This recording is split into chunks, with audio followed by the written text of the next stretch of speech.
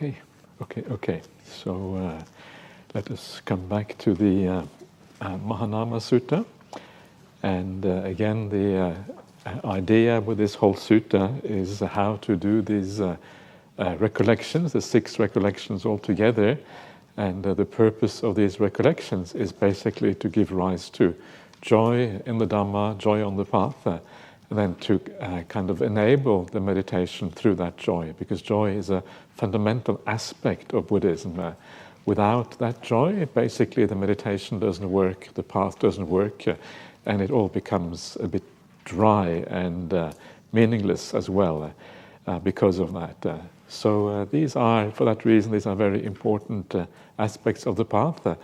Very often these recollections are more or less automatic, because you know the meaning of these things. And then when you become peaceful, that meaning sort of just manifests to you automatically. You don't really have to think about it. You feel a natural sense of joy and happiness because you know that you're living well, you know that the Dhamma is doing for you, and all of these kind of things. But to enable these things to manifest automatically, it is useful to reflect on them from time to time. There's a greater chance of these things kind of just working by themselves if we do those reflections at other times, like now or whenever you have the opportunity. So this is why it is useful to look at these things in a fair bit of detail. So yesterday we were having a look at the qualities of the Buddha, who the Buddha was or is, and the way that he acts as a teacher for us, even though we are 2,500 years later or whatever. So I haven't actually really looked specifically at the qualities that I mentioned here, so I thought I'd just have a quick go through the qualities to give you an idea how to understand this. So you have here, you have the way it is expressed here. The Blessed One is perfected, and perfected is the idea of arahant. The word arahant means someone who is worthy. That's literally the meaning of that word. And worthy, in what sense is the Buddha worthy? Well, in the sense of being worthy of our support, our respect, our attention, and all of these kind of things. In the Recollection of the Sangha coming later on, it is said that the noble Sangha is worthy of hospitality and support, and of course the Buddha even more so. So in the sense that it is a kind of highest, most worthy of all people. It's the teacher who gives you the highest information, if you like, or the highest inspiration, or the highest that any teacher can give you. And so in that respect, he becomes worthy of support in return. And so there's a kind of worthiness in a kind of broad sense as well. Worthy, a worthy individual. Fully awakened Buddha. This is Sambuddha. So basically just means fully awakened, rightly awakened, all the way to the end. Accomplished in knowledge and conduct, vidya charana sampanno. So this is the idea of knowledge here, is like insight. And I think in Lai's translation for the word vidya is actually insight rather than knowledge. Knowledge tends to mean what you learn at university. This has got nothing to do with what you learn at university. Or if you go to university and you learn this, wow, you are so lucky. We should have more this kind of university courses, I reckon. University course that teach us about how to live well rather than just to teach us to become instruments of society, which education usually is about. But anyway, so this is real deep insight that is meant by this. And traditionally, vidya refers to the te vidya, which is the recollection of past lives, understanding the laws of karma, and then finally the awakening experience, understanding dukkha, making an end of craving. So this is what insight really is about, and it says something about the importance of the idea of rebirth, that it is there. When we talk about insight, this is kind of one of the fundamental insights, one of the fundamental understandings of the Dhamma. There is no Dhamma without the idea of rebirth. That's how fundamental it is. It's like it just doesn't work, doesn't exist without the idea of rebirth. So this is kind of very foundational then. But then you have the idea of charana. Charana is then conduct. And the idea here is that if you have certain insights into reality, it affects what you are like as a human being. It changes you as a person. These insights make you into different kind of individual. Yeah, you become someone who is gentle, someone who is kind, someone who is never immoral, someone who is peaceful. Because you don't have any craving, you become a very peaceful person. Someone who has a wisdom to able to point you in the right direction for how to practice, etc., etc. Your conduct is changed. And of course that is very important, because the fact that conduct changes means that there is a way by which we can assess whether someone has real insight or not. They are different. They are no longer like ordinary people. When you see an arahant or you see someone who is even an arya, you expect them to be different from ordinary people. They have a solidity about them, a certainty, an ability to stand firm in the face of all the problems in the world and all the things that happen around them. They have the ability to go against the stream, right? The stream is where everyone else is going, but where everyone else is going downstream, they're going upstream. The only one who goes upstream, and they kind of look at you and they think they just feels compassion for you because you're going downstream. Where do you go downstream? Where does it end? It ends up, this is according to one of the suttas, it ends up with all the whirlpools and all the sharks and all the crocodiles. That's where it goes downstream. If you go upstream, it's the anti-shark, the anti-whirlpool, the safety, the kema, which means like safety in Buddhism, sanctuary as well. That's where it goes upstream. So go upstream, for goodness sake. Get away from those sharks. Sharks are bad. We know that in Australia, sharks, they do naughty things when you meet them in the ocean at the wrong time. So don't go to those sharks. Go upstream instead. And then one day you become a stream enter, and when you become a stream enter, you enter a different stream. Then you enter the stream of the Dhamma, and then you can go downstream, because then the goal is not sharks, but the goal is Nibbana. Nibbana, there's no sharks in Nibbana. Good news. So that is the idea here. So conduct, you are different. You are a different kind of person as a consequence of those insights. Your mind becomes purified, and your entire being is different. So watch out, if you want to see if someone is an arya, you just keep on observing them. And if they do dodgy things, good grounds to be a little bit suspicious. If the whole world says, no, it's not really dodgy, it's just crazy wisdom, have doubts. That's what I recommend you. Don't fall for those sort of stupidity of the majority of people. All right. So accomplished in knowledge and conduct. Holy is a sugato. Sugato means literally something like well gone. Gatto is gone, su is well.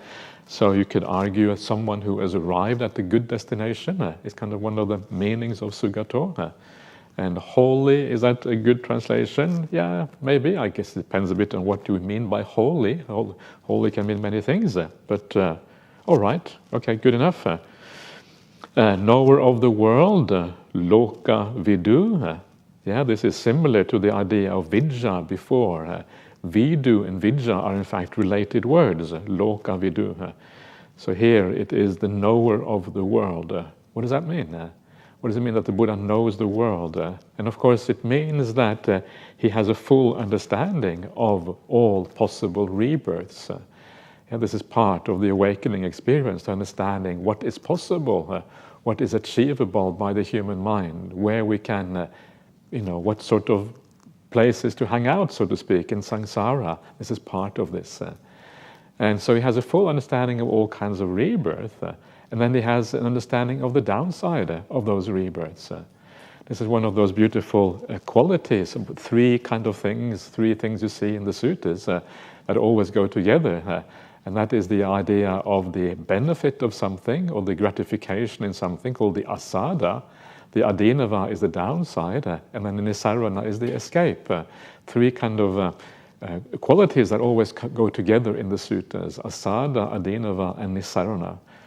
And so the Buddha knows the world from these 3 points of view. He knows the asada, the gratification, or the happiness, if you like, or the positive aspect of anything in this world, any rebirth, any place you go, any status you may have. He has to know all of that. If he doesn't know the entire spectrum of what is possible, then how can he make a good decision about the world? What one should do, what one should not do? You need to have that full insight into what is available. You understand the world in the broadest possible sense, not just human society, but not just the universe, but even the universes we cannot see, the kind of invisible places of rebirth that are there. That whole spectrum you have to understand. And then when you understand the upside, the potential for a good rebirth, the potential for a happy human existence, and then you understand the downside, the fact that this just goes on and on forever. You have been doing this so many times. Sometimes you get reborn in terrible places, and there is something better beyond, better than all of this. Of course, then you're going to go for that which is better. So asada, adinava, and a nisarana, the escape from all of this. This is the loka vidu, the understanding of the world. So it is like, you can say it is an understanding of like the universe in general, because the Buddha has an idea, obviously, of what the universe is about, because the universe is just an extension of what we have here on our planet, but also that broader view of what is going on. And it kind of comes down to understanding happiness and suffering in a sense. Where suffering can be, where happiness can be found, or the limits of that happiness, and what suffering is, and then weighing this up and realize actually it's really unsatisfactory, and then rejecting everything, and then finding the nisarana, the escape from all of that. So that is a knower of the world, the supreme guide of those who wish to train. So the anuttara puddhisa dhamma sarati is the Pali for that. And the idea here is that the Buddha, because of his insight, and part of his insight is the understanding of the path. He knows what kind of mind is required to have insight, a mind free of defilements, a mind that is really powerful. He knows that through his own experience. And so he knows what we have to do to go there. He knows that that purity comes through practicing, giving up the defilements, etc. So that idea of the path emerges from his insight. He knows what is required. And so he knows the path to awakening. And this is kind of one of the things that is very powerful about the suttas. You read the word of the Buddha, and it's not really quite like any other literature in the world. Because almost everything is about how to practice, how to live your life. You don't find that in most religious documents in the world. A lot of them are about stories and all kind of things. I don't know if you have read the Bible. I have never really read it. I've occasionally read a few extracts, and I didn't find it all that interesting. There are some nice passages in the Bible, but there's also lots of things that, to my mind, is just really not interesting at all, like lineages of people and all of these kind of things. And there's nothing quite like this, where you have this vast collection of scriptures all describing what we are supposed to do, how to purify your mind, what ethics really means, how to focus your mind on a meditation object, what right view is, how to think about things in the world. It's like this enormous collection of how to live well, basically. That's what the Dhamma is. And so this is kind of the Buddha as a teacher. He shows us how to operate, how to live in the world, and how to get the most out of our lives. And why is he the unsurpassed teacher? Well, there's a number of reasons. But first of all, it's because of his insight. That's the most important thing. But the other thing is that the Buddha doesn't have any vested interest in being a teacher. He doesn't really want to be a teacher in particular.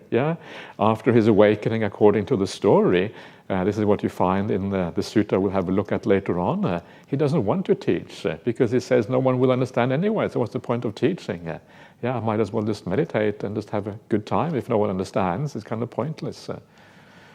And so when the Buddha then decides to teach, it's not because he wants to have disciples, not because he wants to be famous, not because he needs, nice cup of coffee or whatever.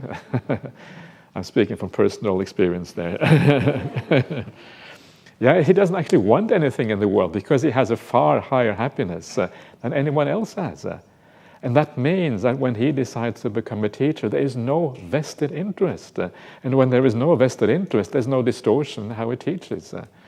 Most teachers will be a little bit distorted because they have a vested interest in the outcome. They want something out of that. If you are a school teacher, you are depending on a salary, and so you kind of have to follow the curriculum or whatever. You have to follow certain rules and obligations, and that is true for most teachers. The Buddha is the complete exceptions. There is no vested interest. The only reason why he teaches is because of compassion.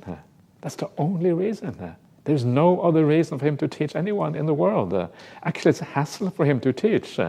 He has discovered a happiness far beyond anything that can possibly be achieved in the world. He's far better off just meditating and just enjoying himself, and still he decides to teach. Why? Because he knows that he has the answer, and he can see people suffering, and if you know you have the answer and you can see the suffering in the world, compassion arises, and then you teach after all, even though it is detrimental for yourself. And so there's a purity about the Buddha that is extraordinary. And this is what makes him a supreme teacher. There's no reason for him to teach apart from compassion. So everything in the suttas is there because it is said in our interest. Because he wants to give us the best possible way to live our lives, to achieve happiness and all of these kind of things. And that's kind of awesome. So when you read the suttas, remember, as I said yesterday, first of all, the Buddha is talking to you. This is meant for each one of us. It is not meant for those people who were there at the time. It is meant for everyone in the world who takes an interest in this message. Number one, it is meant for you. And it is spoken purely out of compassion, purely to help you, for no other reason whatsoever. When you bring these things together, these words are spoken to help you out of compassion because he understands your condition, and he is your teacher. It becomes a very powerful combination. It means you start to read these words in a different way. You start to read it as if the Buddha is teaching you, and he's doing so out of compassion, out of kindness. Here is someone who really wants to help you. Someone who has your best interest at heart. Wow, that changes your attitude to these texts. It means that instead of thinking that they are boring and repetitive, you think, wow, okay, there is a message here that is really important. What does it actually mean? You try really hard to understand because you know it is a matter of basically your happiness and suffering, whether you're going to find real meaning in life or not. You read them very carefully. You read every word. You try to figure out what the Buddha is trying to tell you. And maybe you can't figure it out this year, but next year you come back, then you start figuring it out. And gradually you uncover this thing we call the Dhamma. It takes time, because we are so going in the wrong direction. Our supertanker is heading towards in the wrong way. Nibbana is north, but you're going south. You're going to the anti-Nibbana. The anti-Nibbana is the cool. Nibbana is the extinguishment. You're going towards more fire. So that's the problem. And so don't go to the fire, go to the cool instead. The Buddha is a supreme teacher in the world. The Buddha is the teacher of gods and humans. This is kind of a very important point because most of humanity, they worship gods. Gods left, right and center. So did the ancient Indians.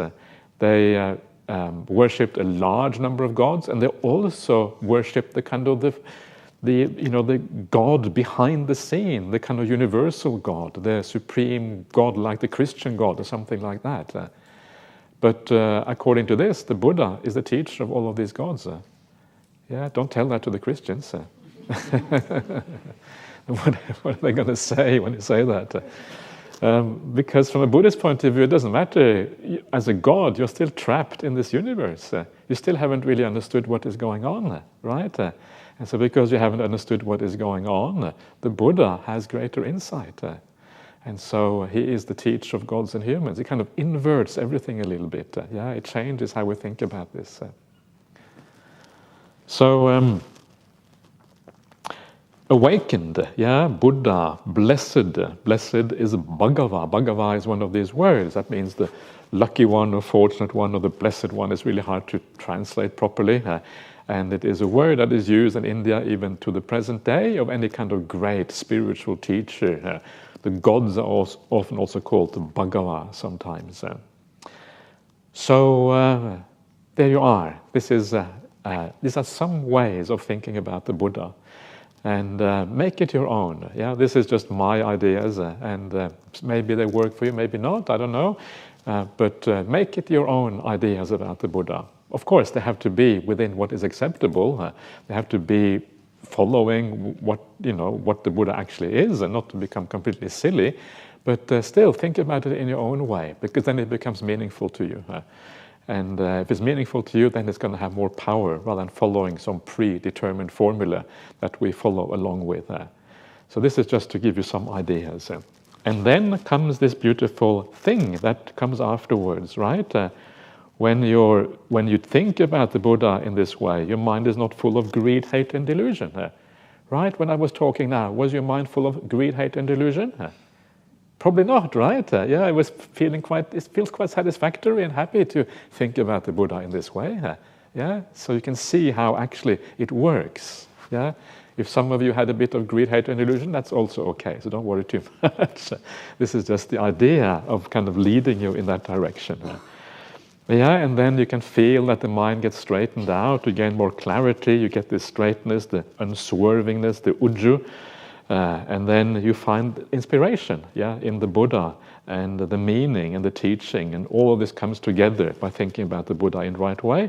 And then this whole sequence that we have looked at already happens, ending with stillness and samadhi. And then you become a noble disciple who is balanced among people who are unbalanced. Yeah, the idea of sama, I think the Pali word is sama and visama.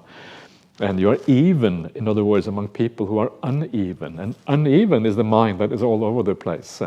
The mind that is out of control. The mind that is always desiring, having ill will and aversion in the world. And now you get that even mind, yeah, because your mind is focusing on higher things. You're letting go of the lower things in the world. You are untroubled among people who are troubled. You are untroubled because you have a higher refuge. You have somewhere else to find refuge. Most people have the refuge is the world. The world is their refuge. And you know that your refuge is the world when you get upset by what is happening in the world. That's how you know. You see another war breaking out, you see political instability, you see climate change. All of these things upset you. Why? Because you're taking the world as your refuge. That is why. When you take the Dhamma as your refuge instead, you can let go of the world as your refuge. We all have to have refuge because we all attach to things. Attachment is really a kind of taking refuge somewhere. But if you attach to the wrong things, then you're going to suffer. If you attach to something right, you're going to become happy instead. And so that's why you live untroubled among a troubled population. Yeah, they've entered the stream of the teaching and developed the recollection of the Buddha. So there you are, Buddha Nusati, recollection of the Buddha. Now let us go on. Let's have a look at the Dhamma Nusati, how to think about the Dhamma. Now you can imagine that the Buddha Nusati is the most basic one because all the other ones emerge from that. Once you have a Buddha, once you have an enlightened person, and that enlightened person teaches in the world, and that teaching will be the Dhamma. Yeah? So it emerges from the Buddha. So all of the other qualities come from the Buddha. And that's why if you understand the Buddha properly, you also understand all the other recollections as well. They come from that. They're not separate. So what is the recollection of the teaching here? The teaching is well explained by the Buddha, apparent in the present life, immediately effective, inviting inspection, relevant, so that sensible people can know it for themselves. When a noble disciple recollects the teaching, and you have the same sequence as you had before, there's no greed, hatred, and delusion, and then you achieve samadhi, the stillness of the mind, and this is called again a noble disciple who lives in balance among people who are unbalanced, who lives untroubled among people who are troubled. They've entered the stream of the teaching and developed the recollection of the teaching. So what about the Dhamma? How can we think about the Dhamma in a way that is helpful? And again, you can obviously now, you have some idea already, because if you understand the Buddha and you understand that the Buddha discovered the meaning of life, the highest happiness, the overcoming of all suffering, then obviously his teachings are geared towards that. You start to have some idea what it is about. You start to see how precious these teachings actually are. I was, not so long ago, a few months ago, I was in Sydney, and I was there on a book launch with my friend Bhante Sujato, and he has, we tried the translation of all of these texts, and he invited me over because I've been doing a bit of translation myself from the Pali into English, and so we were going to launch the translation of the Tipitaka. So he had translated all the suttas, I had translated the Vinaya Pitaka, and so he invited me, even though I'm kind of the junior partner. He's the one who's kind of translated this much. I've only translated that much. So he invited me over, and we had this very, very beautifully done. It was at the State Library of New South Wales.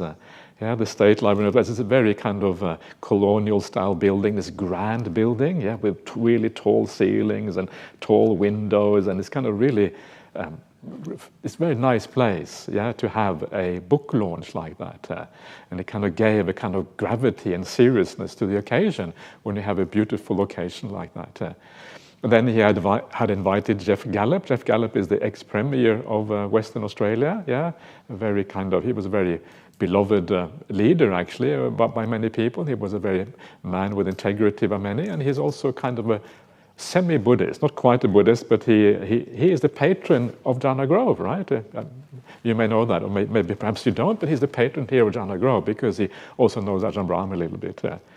So it's like for those of you not Australian, it's like the Prime Minister of the ex-Prime Minister of Western Australia. And so he was invited because he has a connection with Bhante Sujato, and so all of this kind of led quite a lot of weight to the occasion. And then, of course, because Bhante Sujato and I have translated the text, we of course had to get on stage and we had to say things, and we had a bit of a chit chat, these kind of things. And one of the things that I said at that time, which I later on realized, is actually, this is sometimes you have to come to these special occasions to realize something special. And what I said is that this is the most important event in Australian history. Right? It's naughty on the one hand because most people think that's complete nonsense, right? Most people think, what are you talking about? But and the reason is because these are such incredibly important scriptures. In fact, later on I realized actually I was actually understating it a little bit. What I should have said is that this is the most important literature in the history of the world. That's what I should have said. That would have been more to the point. I mean, we can always argue about historical events, but this is the most important literature in the history of the world. How come everyone isn't reading it? How come it isn't part of the curriculum in schools? Why isn't this kind of brought forward? It's because people don't really realize what they have. That's the reason.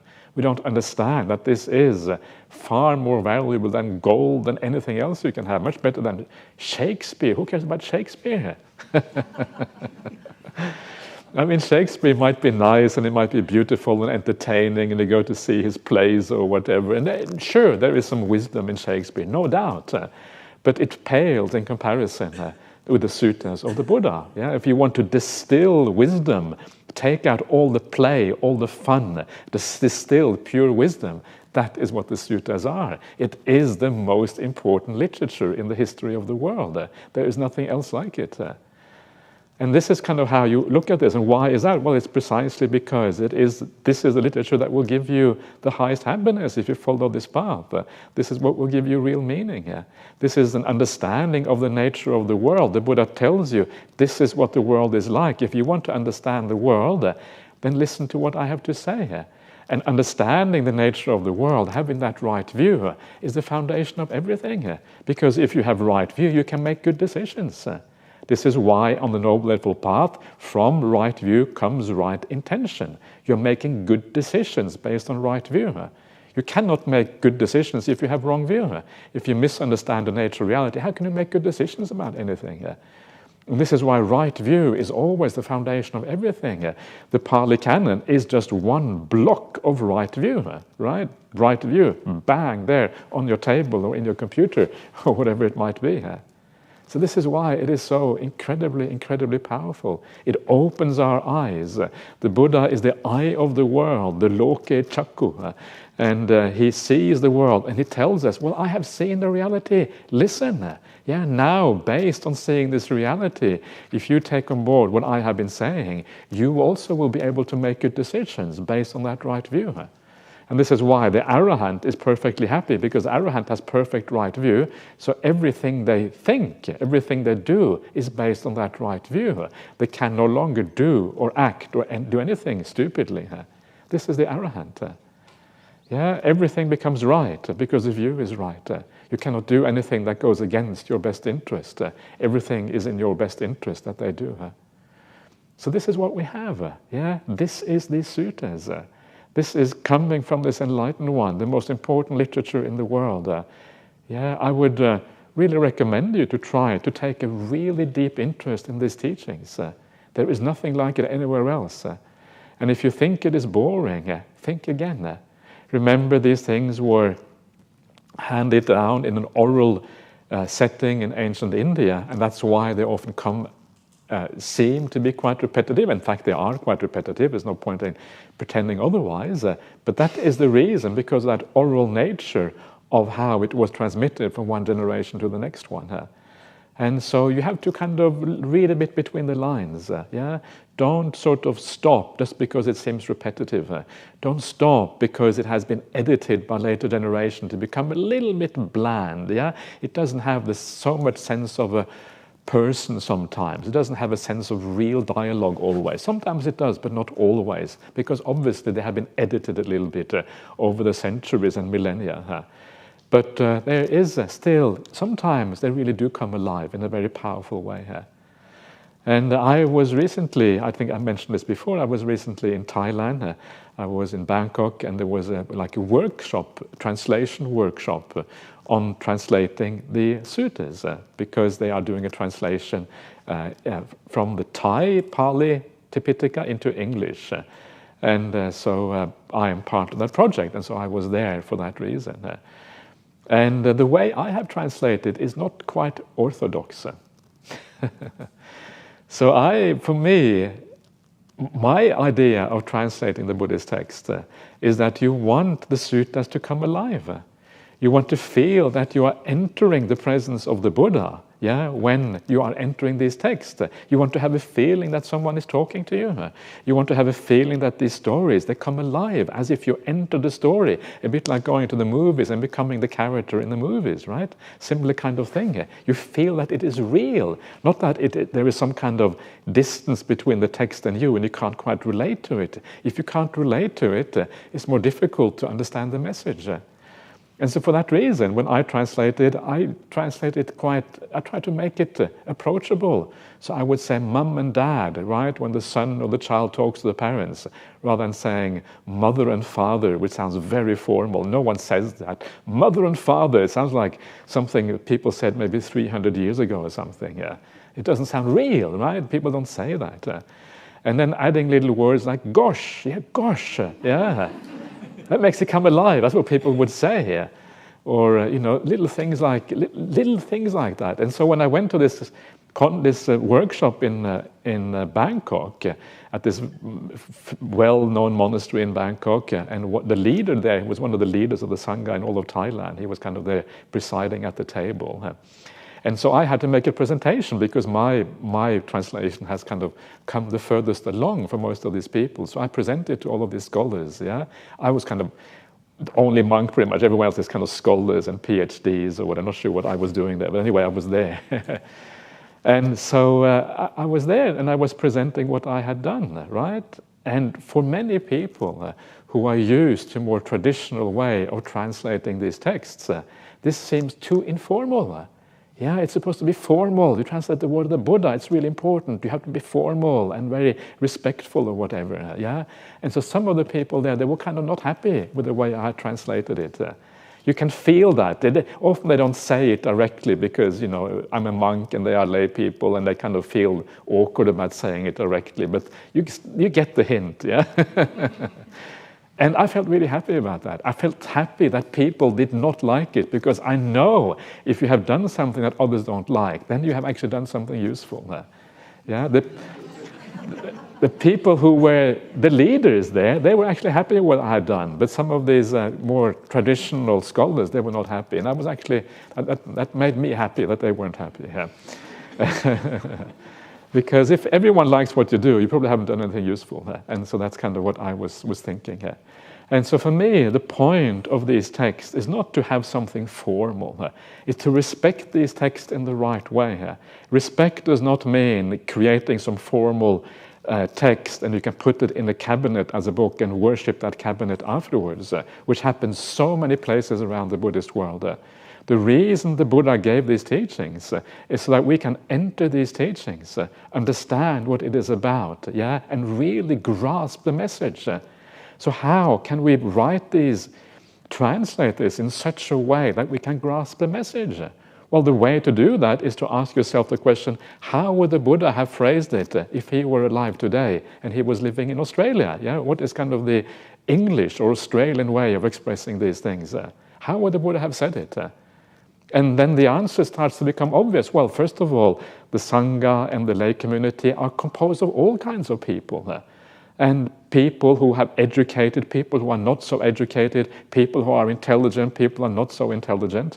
And the Dhamma is supposed to reach everyone. It's for everyone in the world. It's not for a select group of PhDs sitting at a conference in Bangkok. Yeah, that is not what it is for. It is for everyone. In fact, it is more for those ordinary people than it is for those academics. It is for those who want to practice. And so it should touch us in a certain way. When we read the message, it should feel like, as much as possible, as we are in the presence of the Buddha. So the language should not be frivolous. The language should not be kind of such that you don't respect it. It should be a fairly high kind of language, yeah, so that you feel there is a natural respect or whatever. But it should also be natural in the sense that you can understand quite easily what is going on, and that you don't feel an artificial separation between you and the text. And so this is why the translations by, for example, Bhante Sujato, I think are some of the best translations available, because they are more easy to understand, they are more immediate, they're more approachable. And some of the ways I have translated also, I hope, is approachable. That has been kind of my, one of the kind of leading ideas that I used when I did my translations, precisely because you want to reach people. You want people to understand what is going on. Sure, you can also translate differently for different audiences. You can translate specifically for academics, so it depends the audience you have in mind. But for me, the most important audience are those people who want to practice these teachings. And so anyway, I'm getting a bit sidetracked now from the idea. But so the Dhamma has this very important message. And because it is the most important literature in the world, it should be available to all of us. So try to see if you can read it, see if you can understand what is going on. And if you need a little bit of help, there are good sutta readings and explanations done by a variety of people around the world, including here at the BSWA. And so you have that support there available to you to understand what these teachings are. Most important literature in the history of the world. This is what this is, by, I think, a fairly long, wide margin.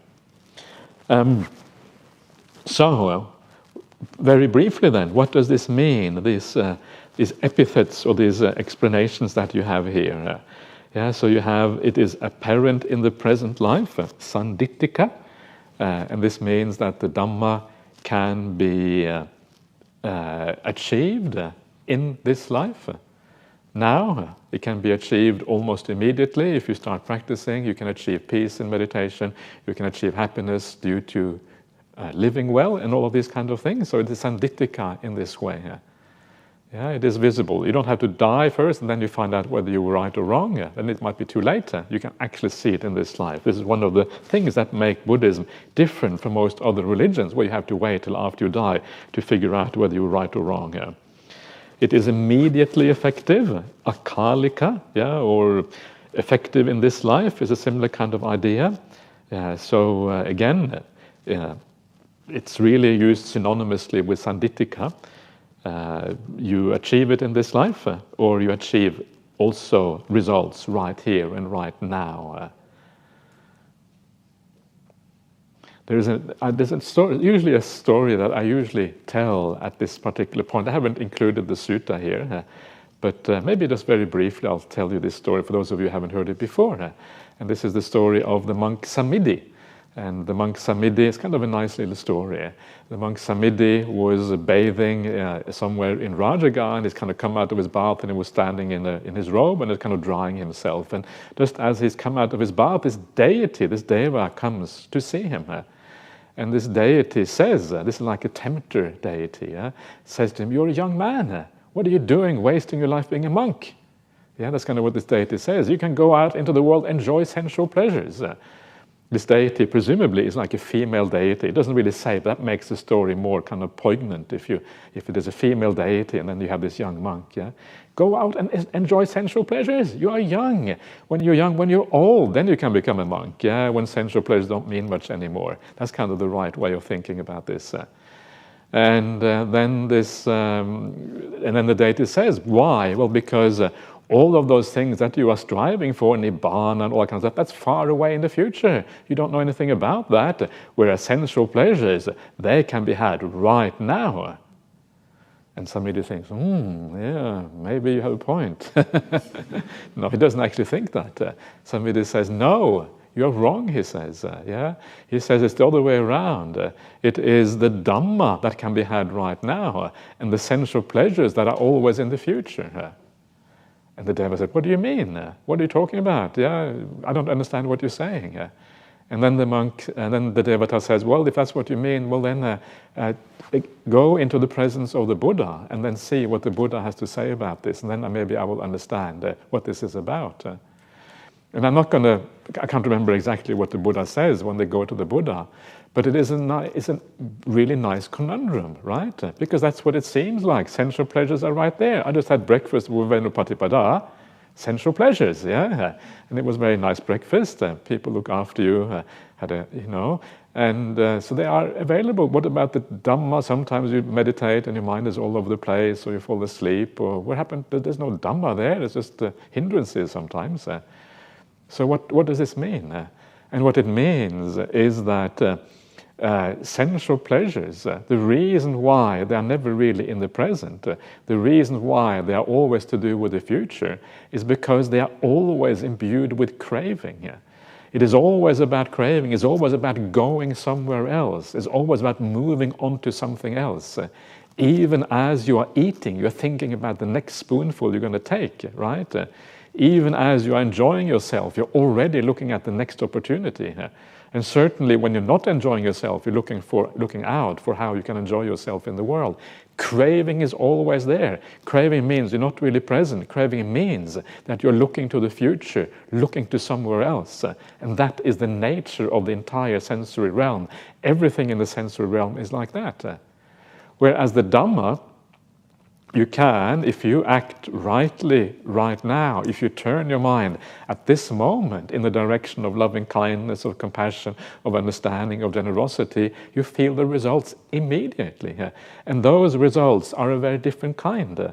The happiness that comes from the Dhamma is not imbued with craving. It is a much purer kind of happiness. It is a happiness which leads to stillness. That's exactly what we are looking at now. All of that piti and sukha on the path leads to samadhi. Because it does not have that craving coming with it. And that's why this happiness is far more interesting, far more powerful. And so the Dhamma, if you live the Dhamma in the right way, it is immediately effective. It is not to do with the future, it has to do with the present. Now the Dhamma is available, The sensual world is never immediately available. It is always about the future. And so in this way, it is immediately effective, the Dhamma, whereas not the rest of the world is not. Inviting inspection, ehi pasiko. This is a similar kind of thing again. It's the idea that you can check it out for yourself, whether it works. You look at it. Ehi means come, passa means to see, come and see. That's literally what it means, come and see, come and seeable. That's the word. It's not really a word in English, come and seeable, maybe it should be, but it's not. And so inviting inspection, probably better. And again, the idea that the Dhamma is something that you can see working in your own life as you do it. Relevant, the idea here, upanayika, it's a difficult word to translate. Upanayika, nayika means something that goes somewhere, something that leads, goes in a certain direction.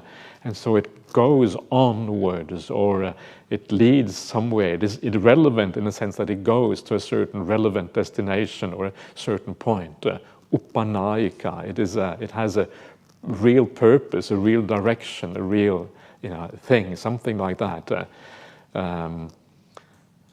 What is applicable is a translation of Bhikkhu Bodhi. Relevant is a translation here. Leading onward is another translation. A fourth translation is leading inward. That translation is wrong. So don't go for that one. Leading onward is acceptable. So some words can be translated in many different ways. And many different translations can be right. But some translations are definitely wrong. This is an important point. It's the fact that words can have many different meanings doesn't mean that any translation is acceptable. So this is the idea of the Dhamma. It leads on, it takes you somewhere, it is relevant, it's applicable, it has a good outcome. So that sensible people can know it for themselves. If you apply these teachings, then if you are vinyu is this word sensible here, it means like you are wise, you understand. If a sensible person can veditabo, knowable to sensible people. So I have good news for all of you. You are all sensible. Otherwise you wouldn't be here. If you weren't sensible, you wouldn't be here, right? So you must be sensible. That's what I reckon. So you're all vinyu. So it means you can know the Dhamma for yourself. The fact that you have an interest in the Dhamma means you also have the potential for knowing it for yourself. And so that is the good news. So this is the Dhamma. It is an outcome of the Buddha awakening, and then the Buddha tells us about his experience and gives that as a gift to the world. When you hold the Dhamma in your hands, the suttas in your hands, you're holding the gift of the Buddha to the world in your hands. This is the highest gift that one human being can give to another. Why? Because it's the highest happiness that is available. So this is what you are holding in your hand, the highest gift from another human being to yourself. That's amazing when you think about it like that. And that is enough to have a sense of gratitude to the Buddha for going out of his way, for having to suffer with stupid people arguing with him and kind of all the troubles that it goes when you have to teach the world. Going out of his way to kind of bequeath the Dhamma, bequeath his vision of reality to everyone else. This is the gift. Receive it with gratitude. Receive it with reverence. Receive it with the respect and a sense of, wow, there's something very profound and beautiful going on here. And if you receive it in that way, then it starts to become very powerful to you. Bow down to the Dhamma if you like. I was joking before about some places in Buddhist countries where they kind of lock up the Dhamma books in a cabinet and they bow down to them every day. Actually, it's okay to do that, because you're bowing down to something very beautiful. There's nothing wrong with that. But make sure you also have a key to that cabinet so you can take those books out sometimes and actually read the content as well. Yes, we respect it. Yes, you bow down to it. But more importantly than that is to practice the teachings, to understand the content. The Buddha didn't say we should be satisfied with bowing down to the Dhamma. No, he said that what we should be satisfied with is practicing these teachings, That is why he gave the Dhamma, so that we can follow in his footsteps, not just for worshipping or respecting the teachings, but actually following what the Buddha said, following his example. That's the purpose. So it is all there for you. Yeah, it is all available to you. Please use it. Sometimes the Dhamma is really inspiring. Sometimes it seems really boring. Sometimes you may not understand what is going on. Yeah. But if you think about it in the way that I have suggested, you will always find something in there which will kind of at least you will be curious about. Yeah, what does it mean by this? What is going on here? And as you apply your mind to the Dhamma in this way, as you are genuinely curious about the Buddha's message, you really want to understand, you apply the mind, then gradually these teachings will grow on you. They will become real, and something very powerful will happen over time. All right, Dhamma Nusati, the contemplation or the recollection of the Dhamma. So now let us come to the contemplation of the Sangha, or the recollection of the Sangha, the Sangha Nusati. And this emerges from the previous two. Yeah, when there is the Buddha, the Dhamma comes into the world, the teaching. When the teachings come into the world, there will be people who realize those teachings. So the Sangha is a result of the Dhamma. The Sangha here does not mean the monastic Sangha, it means the Sangha of Aryans, the noble ones. So this is the noble Sangha, those who understand the Dhamma, those who are the real inheritors of the teaching of the Buddha. These are the people who inherit the teaching, the Dayada. The third sutta in the Majjhima Nikaya is called the Dayada Sutta, Dhamma Dayada Sutta, the people who inherit the Dhamma from the Buddha. And this is kind of the idea. We all should try to inherit this Dhamma.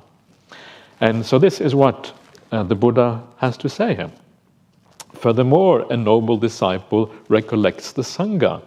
The Sangha of the Buddha's disciples is practicing the way that is good, that is direct, that is systematic, that is proper. It consists of 4 pairs, the 8 individuals.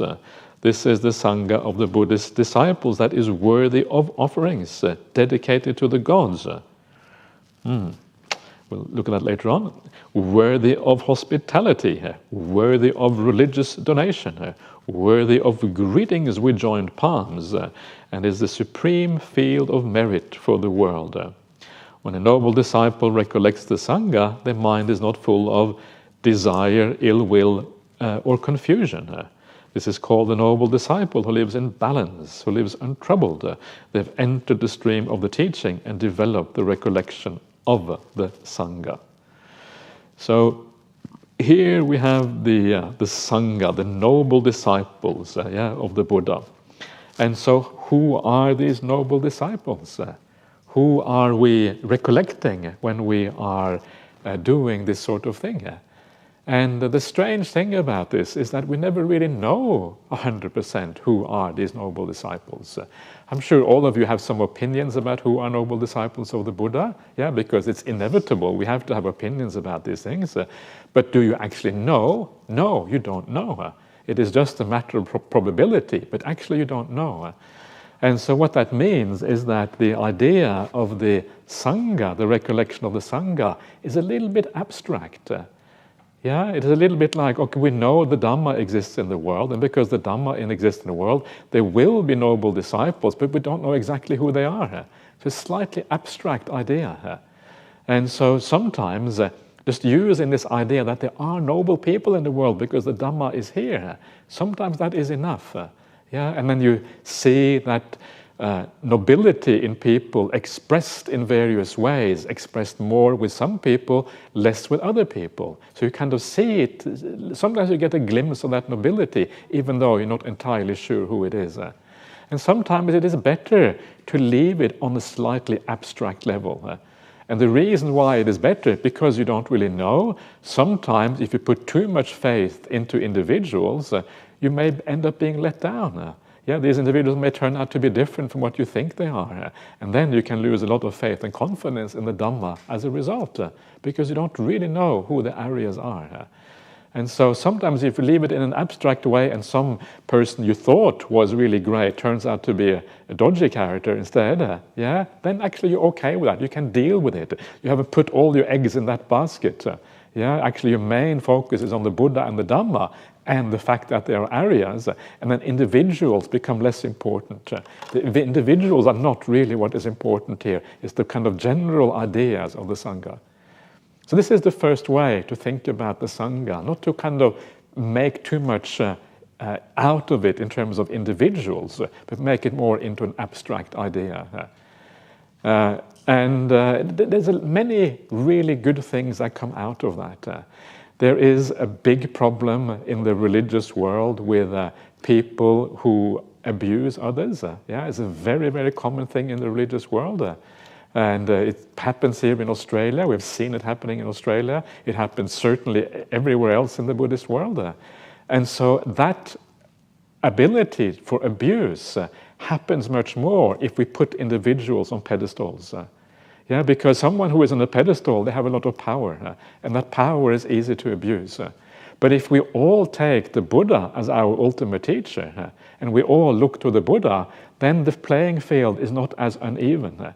Still, it is uneven enough. Here I am sitting here teaching all of you, and probably I don't know what you think about me, but I just think about myself as a little monk. I'm just doing my best. I'm doing what I can. You are doing what you can.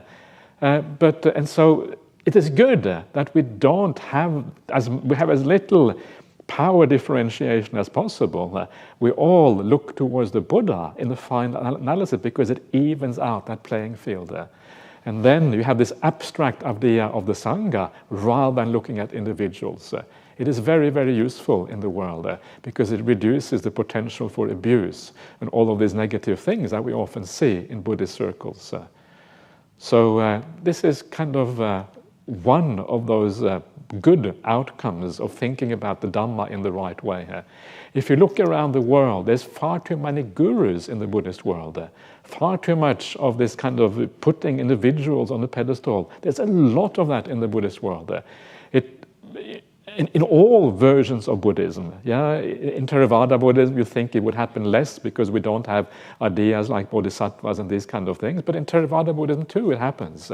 Individuals get kind of singled out for as the real deal. And what happens when that?